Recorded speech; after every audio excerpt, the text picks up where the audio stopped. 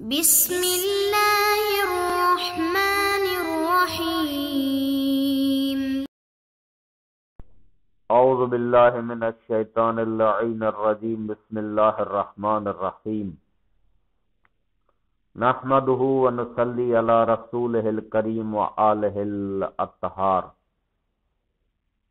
عزیز طلاب اکرام، کتاب توضیح المسائل کے اسباق ہم مسلسل پڑھ رہے ہیں۔ ان اسباق میں سے آج ہم سبق نمبر 153 شروع کر رہے ہیں کہ جس کا عنوان نکاح کے احکام ہے، اور یہاں سے ہمارا حصہ سوم اختتام پذیر ہوا، اور ہمارا حصہ چہارم جو کہ مدرسے میں طلاب عزیز کو چوتھے سال میں پڑھایا جاتا ہے وہ شروع ہو رہا ہے،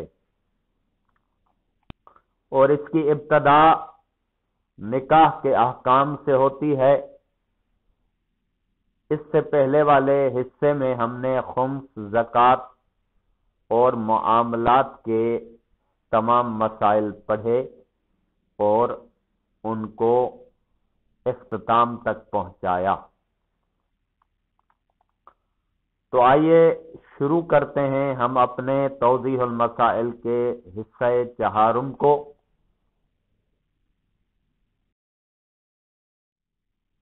سب سے پہلے بتاتے ہیں کہ نکاح کے حوالے سے کہ نکاح کیا ہے اور اس کی اقسام کتنی ہیں۔ عقد ازواج کے ذریعے عورت مرد پر اور مرد عورت پر حلال ہو جاتے ہیں، اور عقد کی دو قسمیں ہیں۔ کہہ رہے ہیں کہ سب سے پہلی بات یہ کہ عقد کے ذریعے، ازدواج کے ذریعے، زوجیت کے ذریعے، شادی کے ذریعے عورت اور مرد ایک دوسرے کے لیے محرم بن جاتے ہیں، ایک دوسرے کے لیے حلال ہو جاتے ہیں۔ اب اس سے پہلے جتنی چیزیں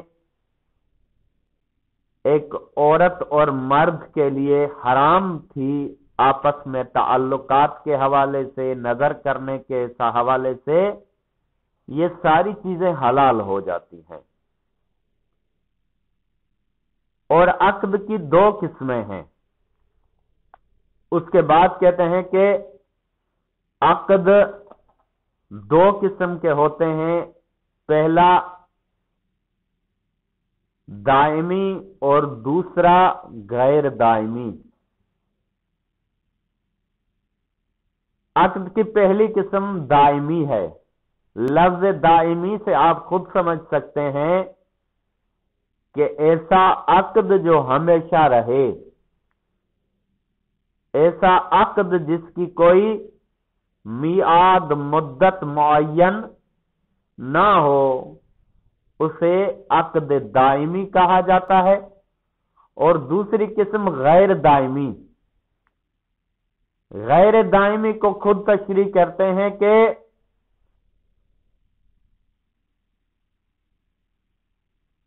غیر دائمی وہ ہے جیسے کہ خود اس لفظ سے سمجھ میں آ رہا ہے کہ جو ہمیشہ نہ رہنے والا ہو، جس کی کوئی مدت معین ہو، اسے غیر دائمی کہا جاتا ہے۔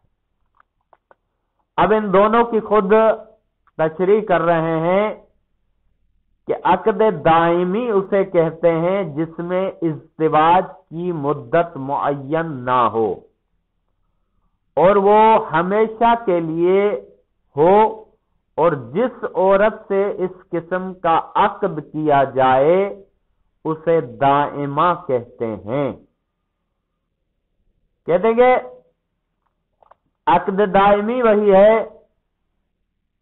جس کی مدت کوئی معین نہ ہو، عورت اور مرد ہمیشہ کے لیے ایک دوسرے کے محرم بن جاتے ہیں، ایک دوسرے کے لیے حلال بن جاتے ہیں، اور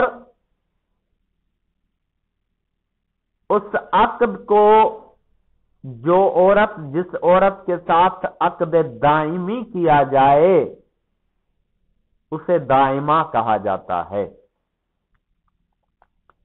اب دوسری قسم غیر دائمی۔ غیر دائمی عقد وہ ہے جس میں ازدواج کی مدت معین ہو، یعنی زوجیت کی، حلال ہونے کی مدت معین ہو۔ مثلا عورت کے ساتھ 1 گھنٹے یا 1 دن یا 1 مہینے یا 1 سال یا اس سے زیادہ مدت کے لیے عقد کیا جائے، اس کو غیر دائمی کہتے ہیں، یعنی جس میں مدت معین ہو، چاہے وہ مدت 1 گھنٹے کی ہو، 1 دن کی ہو، 1 سال کی ہو یا اس سے زیادہ کی ہو، لیکن مدت معین ہو۔ چاہے اس میں مثلا 90-80 سال ہو، تب بھی اگر مدت کو معین کیا جائے تو وہ غیر دائمی شمار ہوگا۔ لیکن اس عقد کی مدت عورت اور مرد کی عام عمر سے زیادہ نہیں ہونی چاہیے، کیونکہ اس صورت میں عقد باطل ہو جائے گا۔ کہیں گے اس عقد میں عام عموماً حالات، واقعات اور زمانے کے اعتبار سے جتنی عمریں عام ہوا کرتی ہیں اس سے زیادہ اس کی عمر نہیں ہونی چاہیے، مدت نہیں ہونی چاہیے، ورنہ یہ عقد باطل ہو جائے گا۔ جب عورت سے اس قسم کا عقد کیا جائے تو اسے متعہ یا سیگا کہتے ہیں، یعنی اس قسم کا جو عقد ہوتا ہے جس کی مدت معین ہو اسے متعہ کہا جاتا ہے یا سیگا کہا جاتا ہے۔ یہ تھی عقد کی تعریف اور اس کی قسموں کی کچھ تفصیل۔ آگے مسائل ہم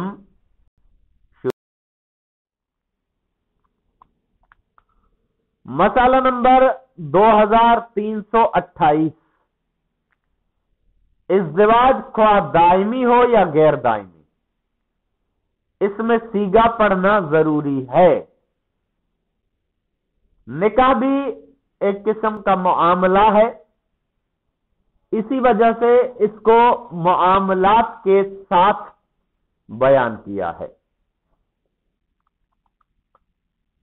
لیکن یہاں تک جتنے بھی ہم معاملات پڑھ کر آئے ہیں ان معاملات میں ہم پڑھ کے آئے ہیں کہ سیگے کی ضرورت نہیں ہے، حتیٰ کہ لفظ بولنے کی بھی ضرورت نہیں ہے، اگر ایک دوسرے کو بات سمجھا دی جائے کافی ہے۔ لیکن نکاح میں، ازدواج میں، چاہے دائمی ہو یا غیر دائمی، اس میں نکاح کا سیگا پڑھنا ضروری ہے۔ عورت اور مرد کا محض راضی ہونا، اس طرح نکاح نامہ لکھنا احتیاط واجب کی بنا پر کافی نہیں ہے۔ کہہ رہے ہیں کہ صرف عورت اور مرد ایک دوسرے کے ساتھ راضی ہو جائیں تو یہ نکاح کے لیے کافی نہیں ہے، اور نہ ہی جیسے کہ آج کل کے زمانے میں کورٹوں میں صرف نکاح نامہ لکھ کر نکاح کر دیا جاتا ہے، یہ بھی کافی نہیں ہے۔ نکاح کا سیگا یا تو عورت اور مرد خود پڑھتے ہیں یا کسی کو وکیل مقرر کر لیتے ہیں تاکہ وہ ان کی طرف سے پڑھ دے۔ کہہ رہے ہیں کہ نکاح کا سیگا اگر چاہیں تو مرد اور عورت خود پڑھ سکتے ہیں، یا مرد عورت کی طرف سے اور اپنی طرف سے بھی پڑھ سکتا ہے، یا دونوں جو ہیں وہ کسی اور کو وکیل بھی مقرر کر سکتے ہیں، عورت اپنے لیے الگ وکیل، مرد اپنے لیے الگ وکیل بھی مقرر کر سکتا ہے۔ یہ ساری صورتیں ہوتی ہیں، البتہ اس سے جو بات کلیئر یہ ہوئی کہ اس میں سیگا ضروری ہے، سیگے کے بغیر یہ نکاح نہیں ہوتا۔ اب آ جاتے ہیں مسئلہ نمبر 2329۔ وکیل کا مرد ہونا لازم نہیں، بلکہ عورت بھی نکاح کا سیگا پڑھنے کے لیے کسی دوسرے کی جانب سے وکیل ہو سکتی ہے۔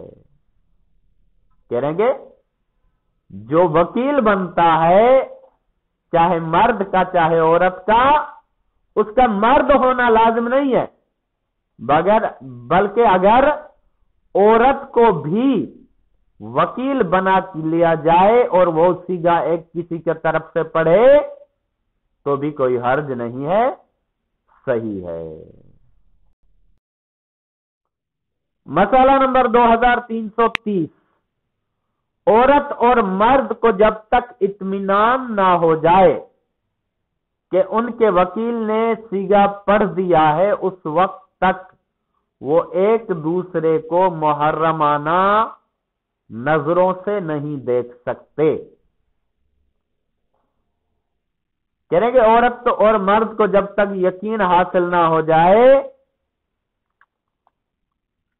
مثلا انہوں نے کسی کو وکیل تو معین کر لیا ہے، لیکن انہیں یہ ابھی تک پتا نہیں ہے کہ اب تک اس نے سیگے پڑھے ہیں کہ نہیں پڑھے، تو جب تک انہیں یقین نہ ہو جائے، اطمینان حاصل نہ ہو جائے، تب تک وہ ایک دوسرے کے محرم نہیں بنتے۔ اور اس بات کا گمان کہ وکیل نے سیگا پڑھ دیا ہے کافی نہیں، بلکہ اگر وکیل کہہ دے کہ میں نے سیگا پڑھ دیا ہے لیکن اس کی بات پر اطمینان نہ ہو تو احتیاط واجب کی بنا پر اس کی بات پر ترتیب اثر نہ دیا جائے۔